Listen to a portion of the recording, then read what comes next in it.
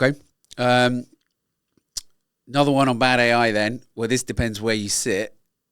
You I think sent me this. Have you bought one? I can't remember. The Humane necklace or pin, right. Is it? Sorry, the Humane one is the pin. Is the pin, isn't it? Yeah. And there's also the audio. And then there's the audio necklace, which is recording everything that's going on. So, good AI, bad AI? Well, let's start with the audio. So that's really interesting. So, so your life can... You know the Truman Show, right? I'm old enough to remember the Truman. Great film. I still think we're living in it, frankly, and we're certainly coming. So this is a audio device that records your life, basically. So the privacy implications of that are kind of interesting.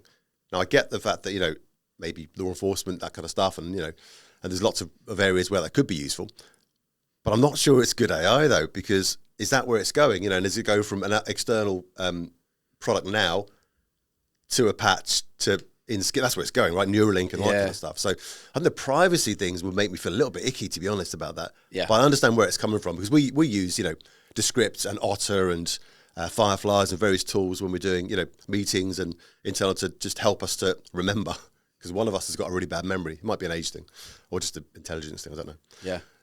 So I'm a bit on the fence on that one. I don't think it's good and bad.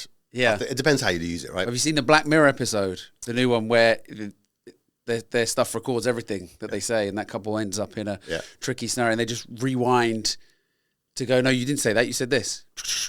And God, it's a super creepy. It was super creepy. I'm just describing Roy. In a world of pain, one man can make a difference. I used to be I didn't. No. It's quite good though. Creepy. Quite good. That's about it. It sort of does give you that icky feeling when you watch it, so, and look, you definitely don't want everything recorded. You say every day, I have to listen to half of it. Mate. You don't need that. No one needs that, right? No one needs that in their life. So I'm not into that either. I'm not into the recording. And the pin? So the Humane AI pin. Now, you may have seen this. I think it was in Fashion Week, one of the big brands have done a collaboration. So this was famously announced in March, April this year in a TED Talk where I think CEO of Humane, which is the new invisible interface. So it's a pin which does away with the screen, doesn't connect you to your phone, and it's AI-based. Now, what that actually means, we'll know on November 9th, because that's when it's launching. Yeah. So really interesting. But it's a small little device, like a couple of centimeters wide, pins onto your clothes, it's a wearable, and supposedly is the future of kind of interface.